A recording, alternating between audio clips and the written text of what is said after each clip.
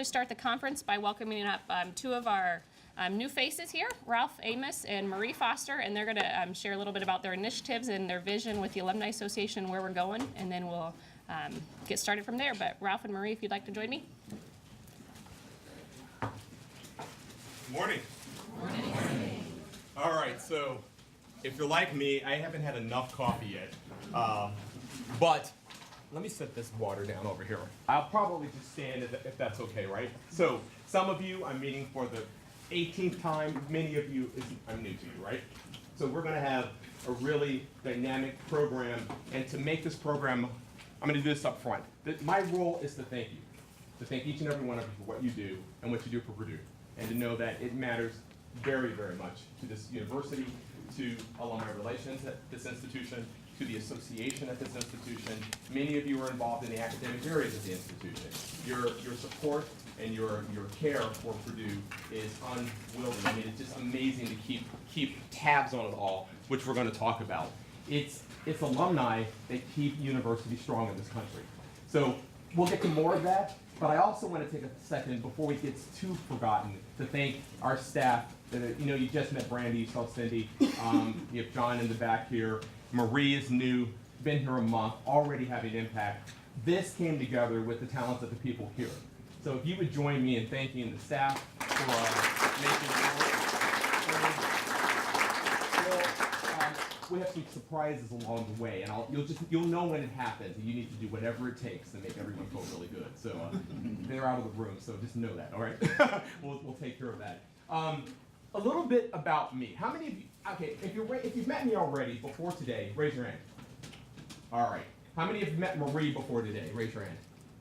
Okay, good. So this is a time for us to get to know you, tell a little bit about ourselves, and then you can tell a little bit about you, what you're trying to do regionally with the club, what we're going to have time to talk about, what are the things that keep you up at night, because we're really looking at making a list of the resources that we need to bring to bear to help be more effective in your targeted region, right?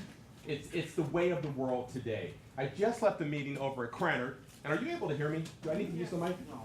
Good. It's like, no. I just left the meeting a little bit ago over at Cranard. There's the management school is meeting. Their board is in, a great group of alumni volunteers looking at how to better engage the graduates of Cranard School, right? They work for IBM and Kearney, they work for General Motors, and they're all over the world. They're coming back in to help and talking about how do we better engage alumni through our organizations, our companies. How do we better engage alumni in the acts of Cranard? How do we better engage our alumni in Chicago and in Washington, D.C. and in Los Angeles, right?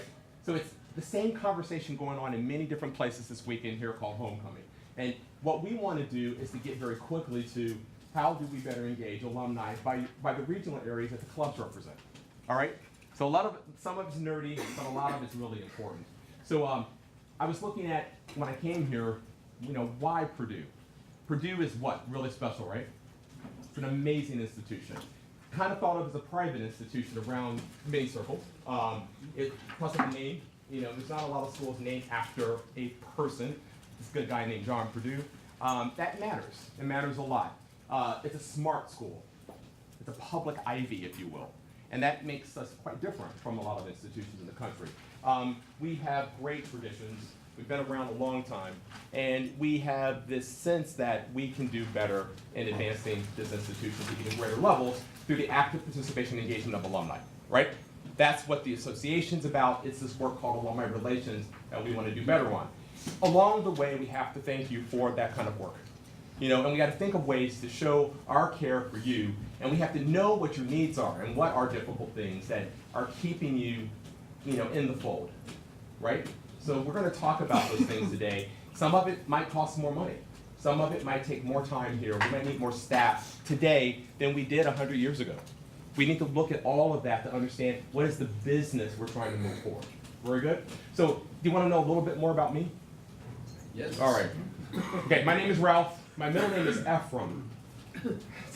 It's kind of funny. My last name is Amos. Ephraim and Amos are both in the Bible, maybe as you know that, one of the tribes.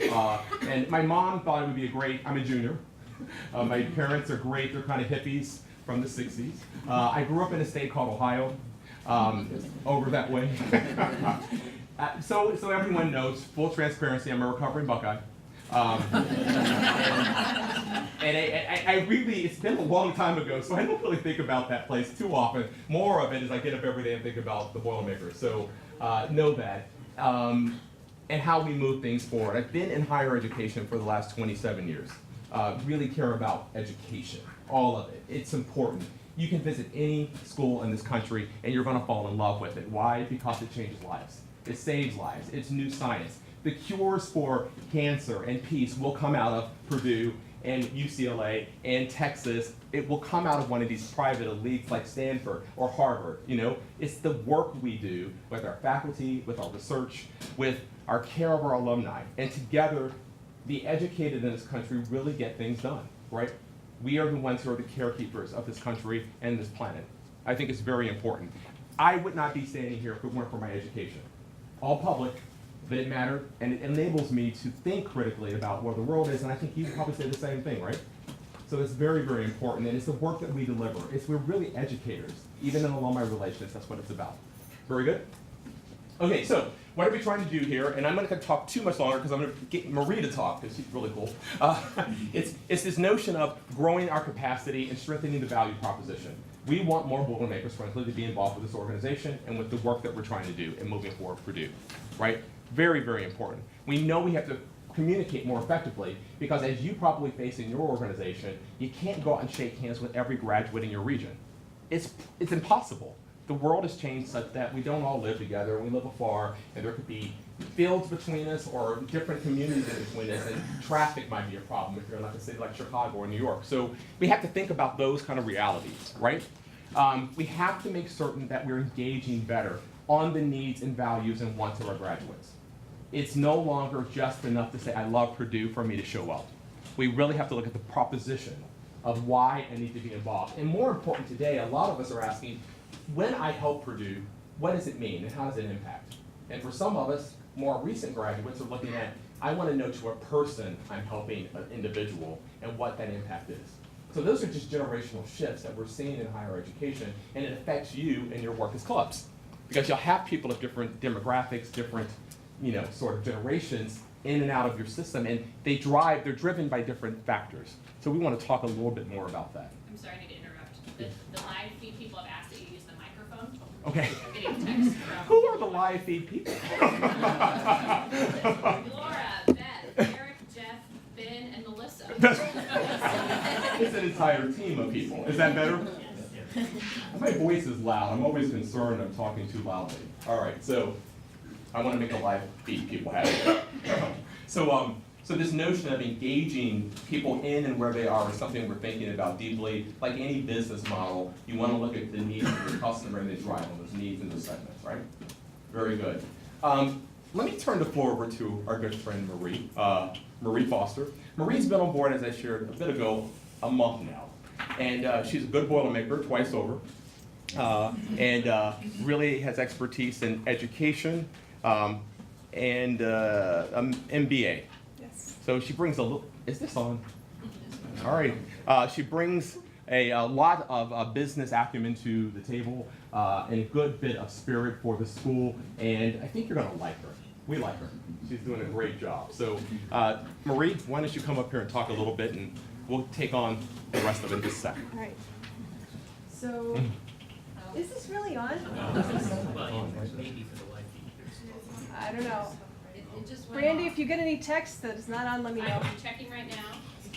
Okay, so we have about 10 minutes left until you officially are getting started on some of this leadership training and getting more information.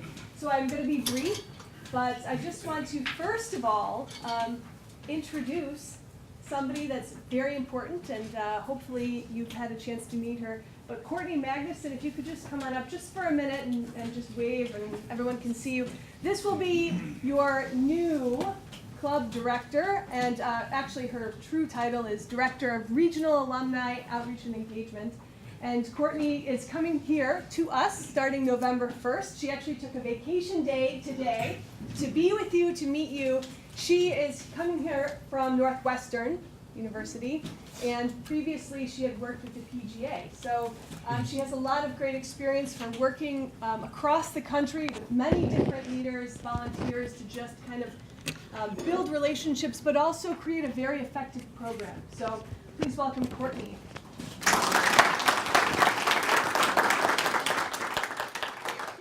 Trade you see. This is a live feed. Oh, I get it. I'm sorry. This is our first. Live feed. Does this work? Can you hear me? So this is for live feed, and we're gonna figure out why this isn't loud. Okay, well, we're going to try this next. Is it on? Can you hear me? It's not for the room, it's for the cameras. Yeah. Can you hear me over there? Try now. Okay, well, The greatness of technology. So if you're live streaming, feel free to email me, and I'm checking it if you can't okay, hear let's or just see see it. what happens. If it works. Okay, so that means I have to talk really loudly so you can all hear me without anything, which I think I was doing anyway, but we'll try it.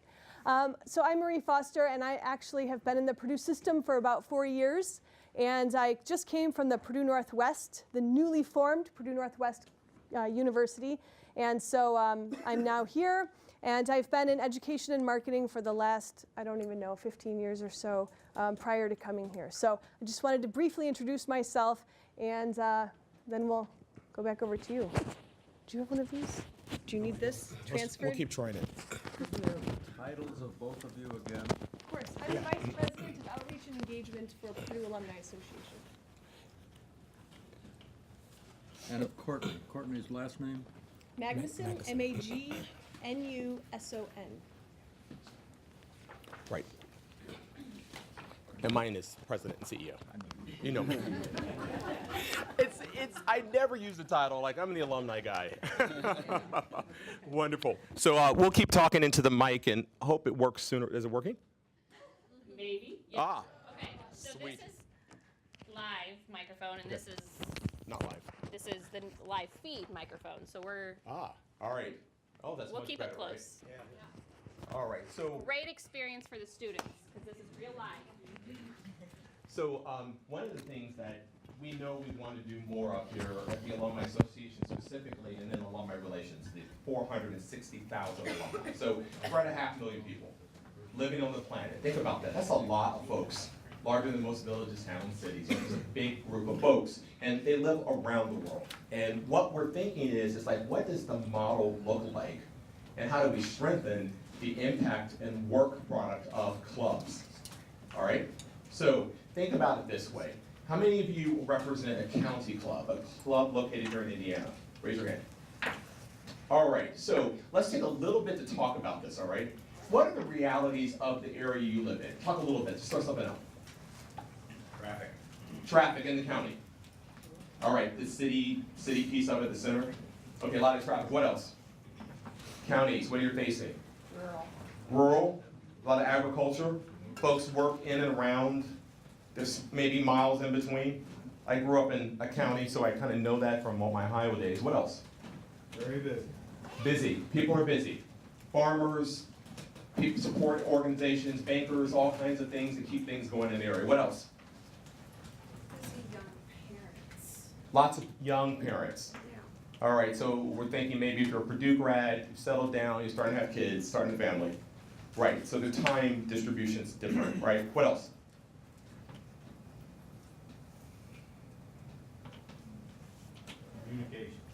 Communication, ability to and get the information out.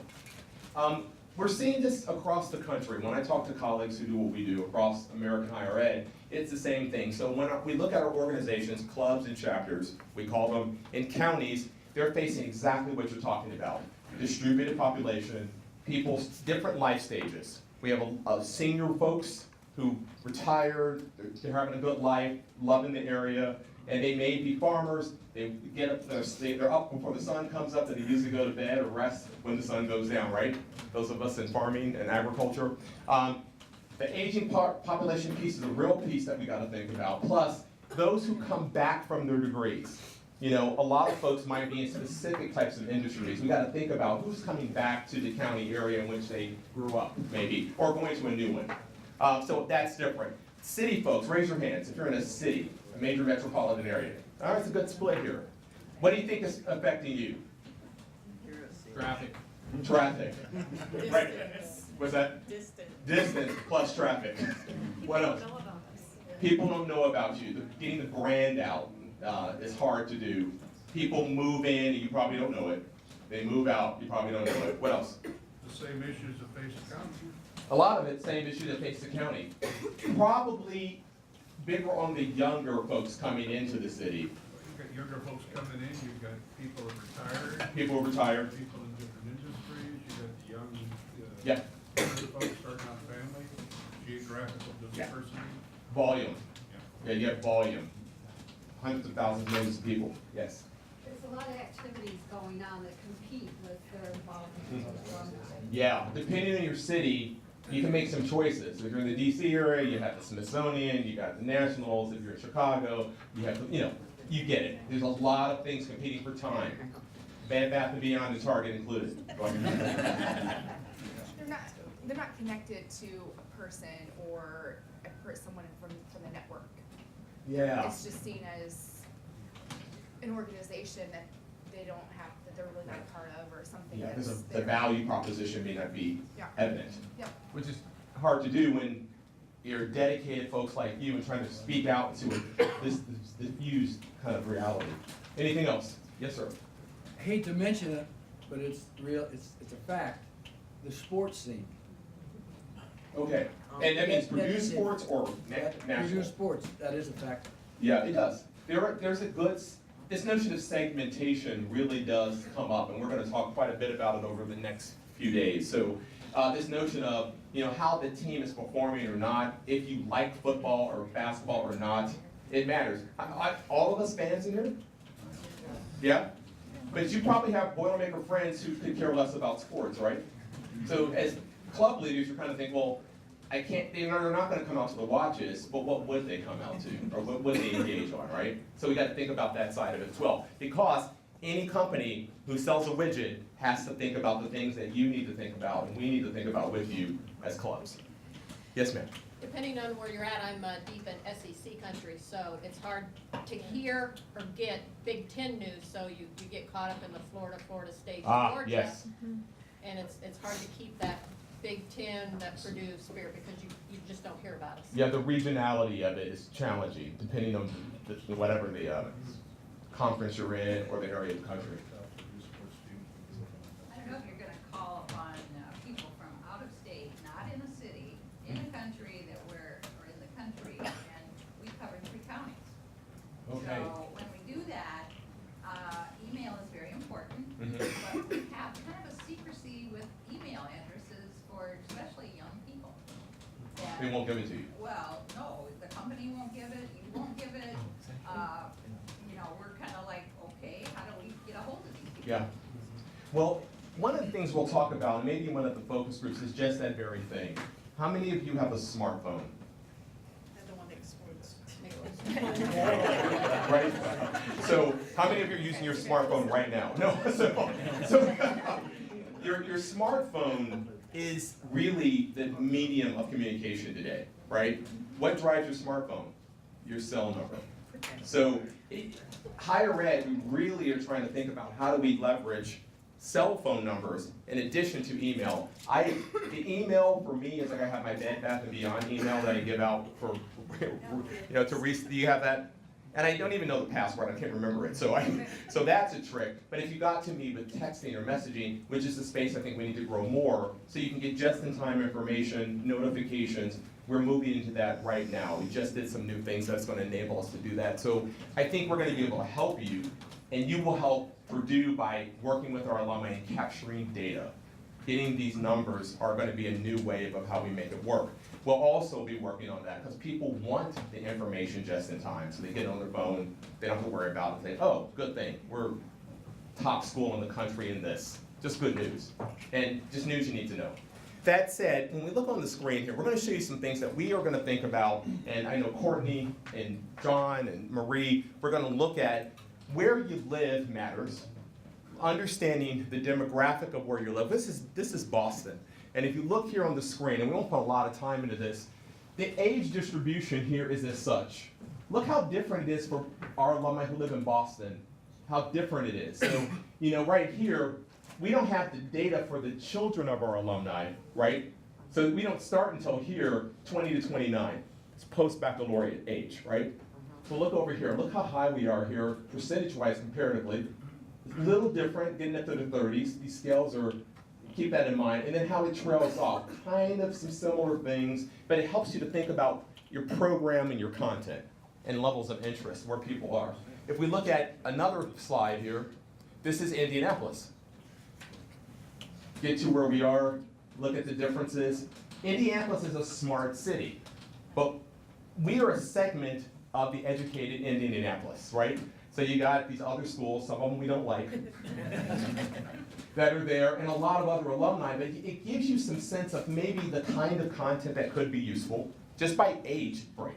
And we're going to be doing a lot more of this with our leadership, trying to help bring the data to you so you can help think about who is there, what they may or may not need, and then kind of test it against it with trying some things. We need to partner better with you in testing things. You know, don't put you at risk with the cost of certain, if we've not tried it before, come in and try some things, see if it works, right? See if we can get more cell numbers. Another area is, say this for me, Kosciuszko County. It's a beautiful word. Indian, maybe? So look at the percentage difference. It's Polish. He was a Revolutionary War hero. Nice. Oh, I'm new here, that's cool. That's what I need. Kosciuszko. Okay, so we have this wonderful county here, Polish name. Look at the difference here on the age split. Isn't it interesting? Is that surprising to folks who are in the area? Does it look like you thought it would? Who's their county seat? I don't Yeah. know. Warsaw. Yeah, John, you might know it. Warsaw's the county seat. But you can see the data distribution. So we have this data for every place, and it's the kind of data we want to start sharing with you. So you can click and see it in real time. So that's the place we want to get to. Finally, City of Omaha. See how different that is? Isn't that surprising? So there's probably reasons why it's clustered that way. It could be a destination, it could be so many things, but it would tell you probably we need to speak differently to this population versus the other populations, just by how it cuts up. And finally, look at the gender population for Omaha. It's interesting because it's flipped from what most cities are like. Look how strongly male it is compared to the split in the census. So there's some reasons why for that. We probably can find out more information. But this is the direction we're trying to go. So when Courtney and Marie and others, we come and visit with you, we'll sit and say, let's strategize about what's going on here, who's here, what maybe their needs, wants, and values are, and see if we can build better, more dynamic programming and content, right? So that's what we're going to do the rest of the day, work on some of this. Again, we will thank you probably 100 times. I hope we get on your nerves with it, because we appreciate what you do. I'm going to turn the mic back over to Brandy. Just give it to me for just a minute. Yeah. I want to say one thing before, well, not one, I just want to quickly mention a couple of things. First of all, this is important because when you're planning an event, who should you be tailoring it to? If the majority of your alumni population is 60 years old, then your events need to be targeted to 60-year-olds. And a lot of times we assume that their young alumni are who we need, but it might not be the case in your county or your city. And so this is why this is important. Really quickly, I want to let you know that what we're looking at as well, and I promise I will just take a couple minutes, is branding. How do you are all speaking our message, telling people about Purdue, showing it off. Everything you do as a club leader is teaching people about who Purdue is. And so we want to really make sure that A, we have a consistent brand message, and B, that you're able to understand it and articulate it to your alumni. And so an example is Coca-Cola, right? So as you know, it's really successful, but look at all of the distribution channels. Look at, they have 250 plus bottling partners, 23 million retail outlets, 900 bottling plants worldwide, and they all say the same message. And Coca-Cola is the strongest brand at this point. And so why is this?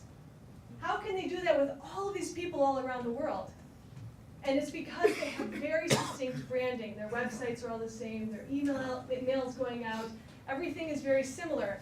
And so we're looking at that. How do we be a resource for you to have consistent branding, to have a website that's easy to use, that has all of our branding, that's not time intensive for you to update, but it has the brand and it's consistent.